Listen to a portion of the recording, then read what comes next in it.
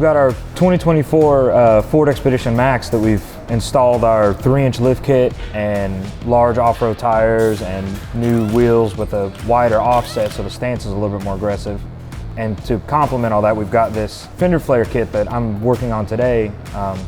It just has some little tweaks that we need to make. The front fits excellent. It's made for an Expedition, so that should fit. But there's one caveat to the kit. Nobody out there makes a kit for the Expedition Max, which is a longer wheelbase model than the regular Expedition. So what we have with us is a kit for a regular 24 Expedition that we are modifying to fit on the Max. So if I put this up here, you can see the obvious difference between where we are and where we need to be. So essentially what we're going to be doing is bonding these back together and making this line disappear. We're going to, rivet and use a 2-part bumper repair to fill that in and bodywork that, and then we will recut our door line farther forward, and then also use some more filler and things to get those rounded corners back. And then there's just a little bit more trimming to do on like the back here, just to get this to fit the bumper a little bit better. Nothing that we can't handle. We've done many things like this before. So here we have our Expedition fender flare, and this kind of shows the start of the process that we're going through. So I've already gone ahead and clamped this thing together and kind of got it lined up how I wanted it to be. Got to make sure these two lines were pretty parallel. Same deal here, made sure that the curve of the arch was good. And then also made sure that these two planes and these two planes look good with the straight edge. And once I knew that they were good while the clamp was still on there, I ran 2 self-tappers just to lock that in place and give me 2 locating holes. So that way I can pull these screws out, wipe this down, and then I will put in my 2-part urethane filler, and that is what we're gonna use to glue them together and fill in the seam where they both meet up together.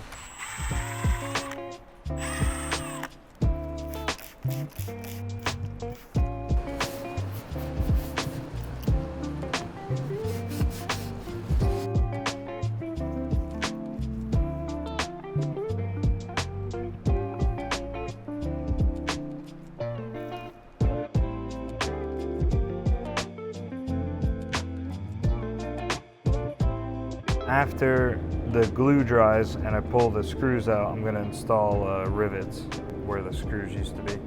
Now, flip this over,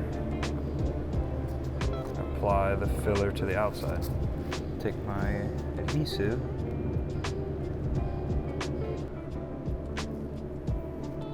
I'll take a spreader, smooth it out. I might even need to add more just so that way it's got a completely flat surface.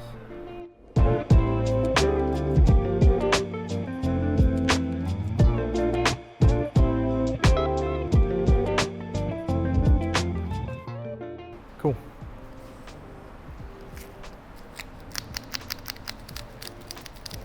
Sticky. Let me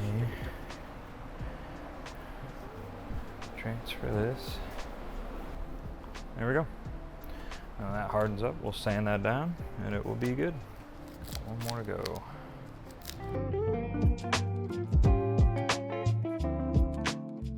Fender flares we glued earlier are completely cured out, so now I need to just get them sanded down and get them most of the way level, so that way if there's any little low spots or anything I gotta fill with some flexible putty, then I can put that on top of what we've got here, and then we'll be ready for primer and paint.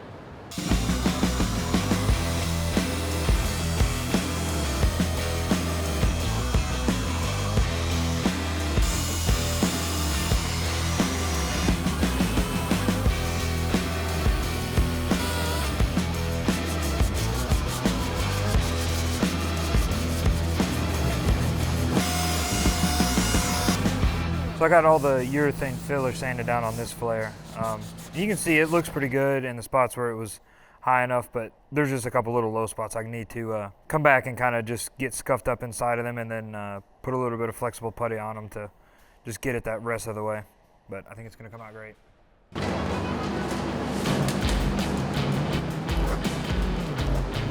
Yeah, right now I'm getting my lines drawn up so that way I can take it over to the bench and get everything cut.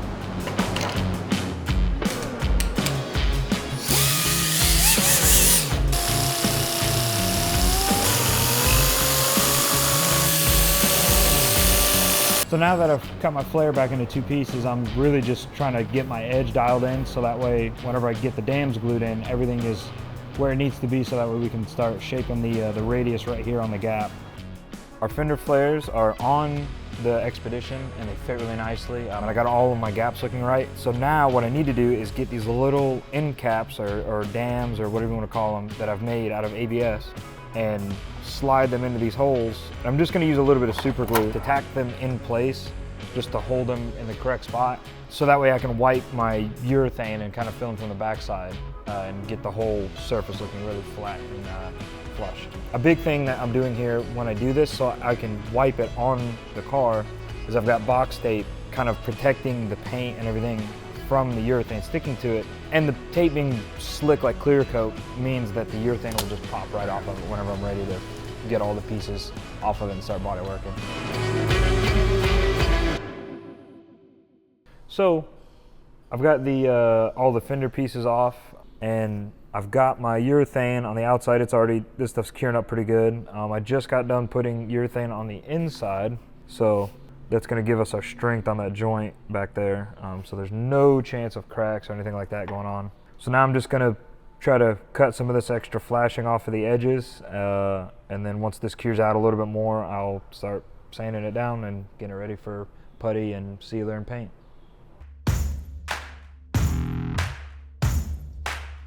Our fenders are cut down and our fillers cured out a little bit, so I'm just gonna start sanding them down.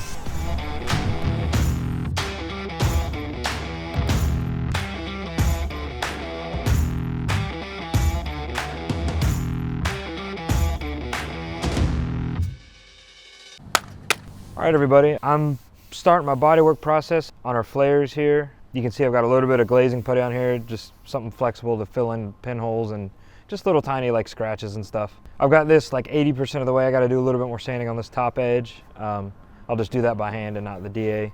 But we've still got the other side to go sand, so we'll go ahead and just jump over there and get that kind of most of the way done, and then we'll come back and do the details.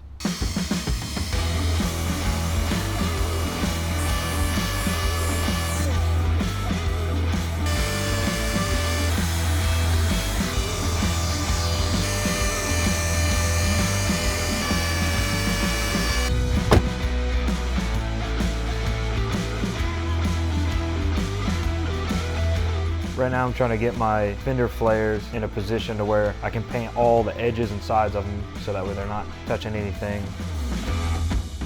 Then after a little bit of blowing all the dust off and getting them wiped down, it's time for the adhesion promoter to go on them.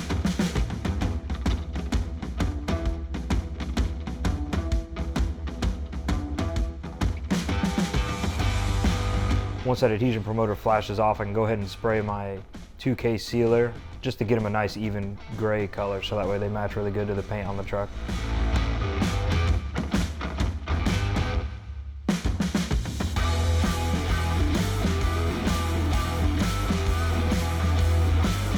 Now that I've got my blue metallic in the gun all mixed up, I'm getting it laid down on these flares. The goal on these is to get good even coverage and do more light coats than heavy coats.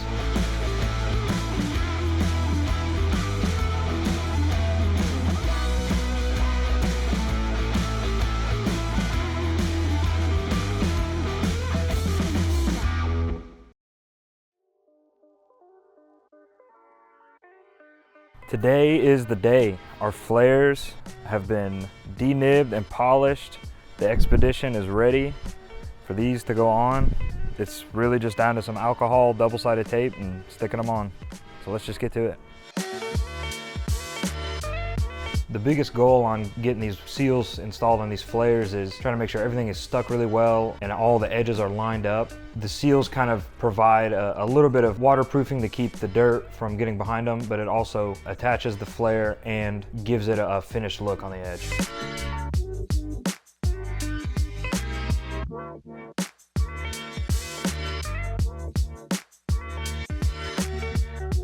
At this point in the process, it all comes down to getting all of the seals installed and all of the hardware and retaining clips to attach these.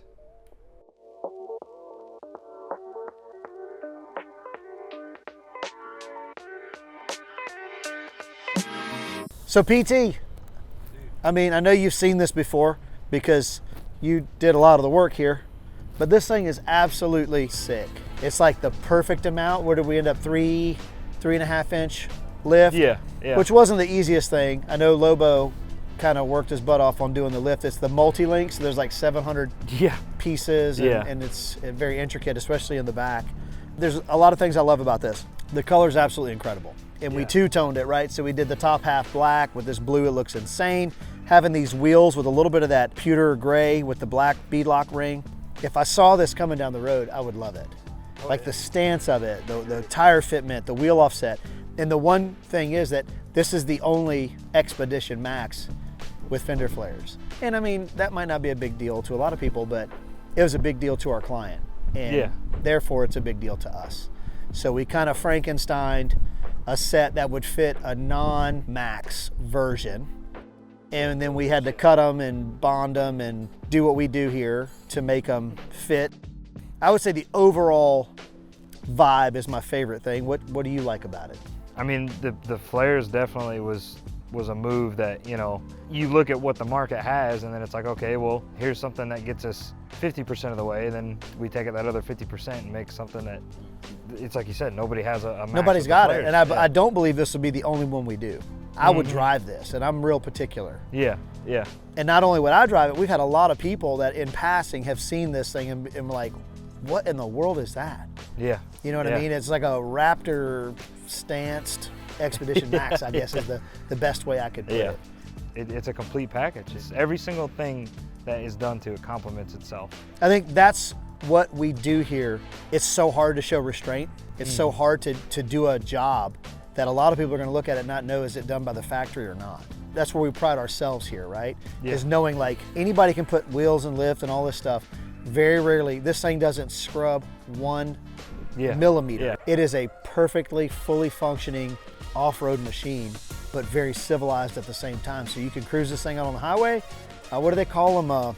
Mall crawlers? You can mall crawl, curb hop, or go off-road legit and look good doing it. So I think you killed it. I think Lobo killed it. I think the customer's gonna be ecstatic, and I'm super excited. Another one in the books. Yes, sir. All right, well, go do something. Well, there you have it. It's another Tommy Pike Custom.